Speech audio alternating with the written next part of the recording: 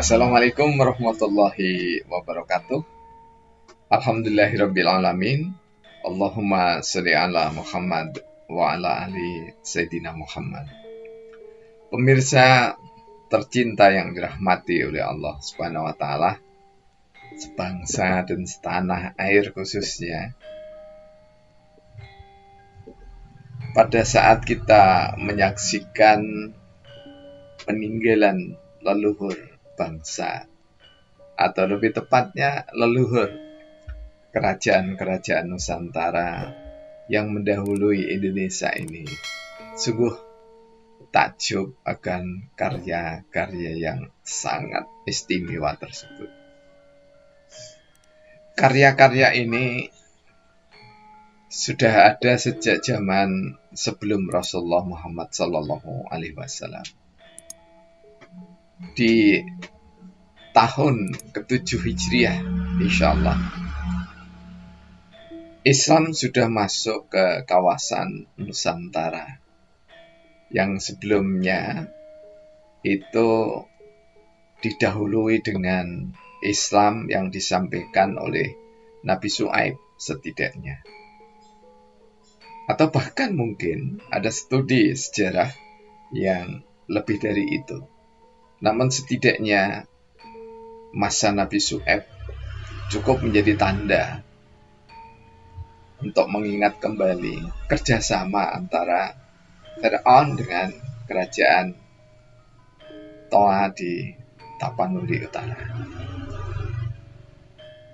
Nah, apa yang akan kita lakukan atau kita dialogkan dengan serial hikmatologi ini, yakni adalah Gusti dan Abdi mengabdi pertiwi. Jadi kerajaan-kerajaan kecil dulu semuanya itu mengatakan bahwa wilayahnya itu adalah merupakan ibu pertiwi. Nah, kita potret dengan syair sabdanya yang ke 5290. Kami tulis tanggal 15 Desember 2018. Gusti dan Abdi mengabdi pertiwi. Gusti orang pertama yang wajib membaguskan hati. Gusti harus meluruskan niat benar-benar untuk mengabdi. Gusti mewakili Tuhan dalam memimpin seluruh abdi. Abdi adalah anggota masyarakat yang luhur budi. Abdi adalah pemilik kedaulatan di daerah tertinggi. Abdi pemegang tertinggi peraturan untuk mewujudkan sehari-hari. Gusti dan abdi menyatu, sama-sama berbakti pertiwi. Dalam studi-studi sejarah, memang seolah abdi tidak punya peran karena tidak pernah diajak seperti euforia demokrasi saat reformasi di Indonesia. Seluruh orang dilibatkan memilih pemimpin, seolah-olah bahwa ini adalah cara yang paling bagus, paling demokratis dibanding dengan sebelumnya. Namun jika kita menilik peradaban Nusantara yang antara lain diwakili oleh raja-raja di Nusantara, Jawa dan luar Jawa pada umumnya, lebih banyak raja yang membaguskan hati terlebih dulu dibanding dengan rakyatnya. Raja itu harus menjadi teladan di tengah-tengah masyarakatnya. tindak tanduknya terpuji. Karena itu raja atau ratu sampai sekarang pun, terutama di Jawa, kalau di luar Jawa tentu bukan sebutannya Gusti. Kalau di Jawa mesti di depan nama Sinuwun Gusti dengan gelar kebangsawanan. Gusti itu adalah membaguskan hati, memperbaiki akhlak. Akhlak siapa? Akhlak diri sendiri. Jika ini diyakini ada sebelum masa Nabi Muhammad SAW, tentu bukan tak beralasan, karena seluruh nabi-nabi Allah mengajarkan hal yang sama. Satu itu tauhid, yang kedua adalah akhlakul karimah atau budi pekerti luhur. Di Nusantara ragamnya sangat banyak sekali untuk membaguskan hati. Antara kaulo dengan Gusti ada bahasa yang tertata rapi. Antara Gusti dengan prajurit-prajuritnya ada tatanan bahasa yang teratur dan rapi. Bahasa menunjukkan keluhuran dari peradaban suatu bangsa. Bahasa yang beragam tidak dimaksudkan sebagai pembentukan kasta yang menistakan orang di bawah atau yang tidak berkuasa. Tidak demikian. Namun bahasa sebagai satu ungkapan bagaimana unggah-ungguh atau tata krama dipegang oleh manusia Nusantara. Gusti harus meluruskan niat benar-benar untuk mengabdi. Salah satu contoh yang masih ada, Kesultanan Ngayogyakarta Hadiningrat.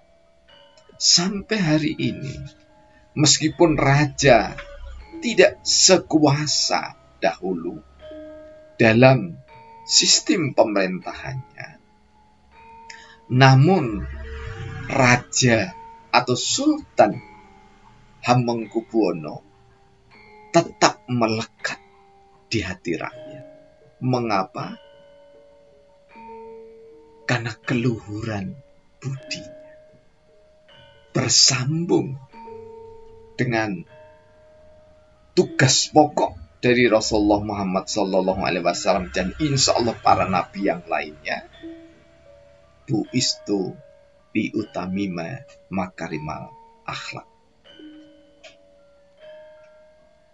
Jadi para nabi, para rasul yang memiliki risalah itu, sebelum Rasulullah Muhammad setidaknya pada umatnya harus tertanam akhlak atau budi pekerti.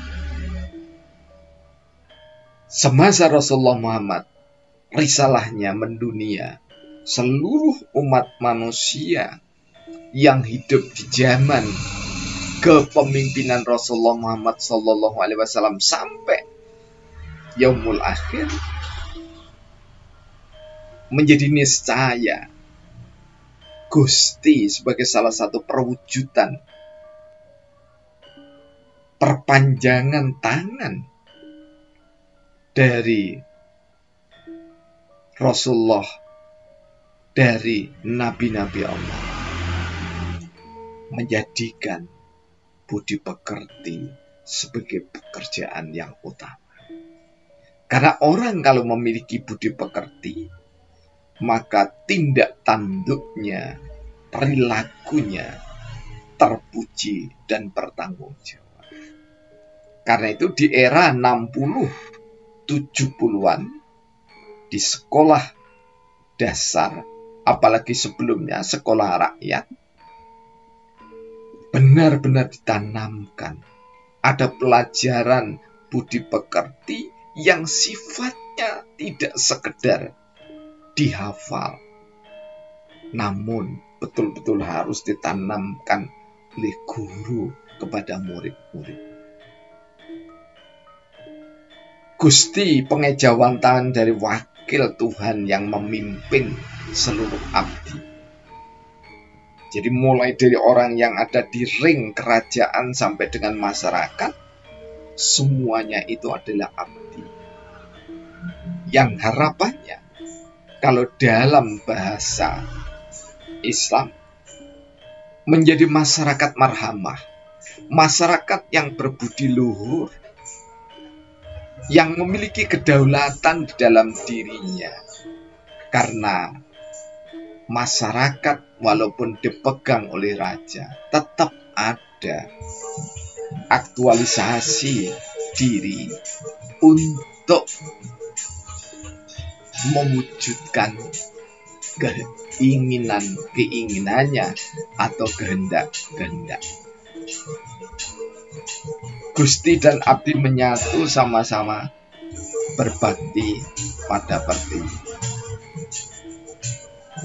Jadi Gusti dan abdi mengabdi pada pertiwi itu sesuai dengan porsi masing-masing.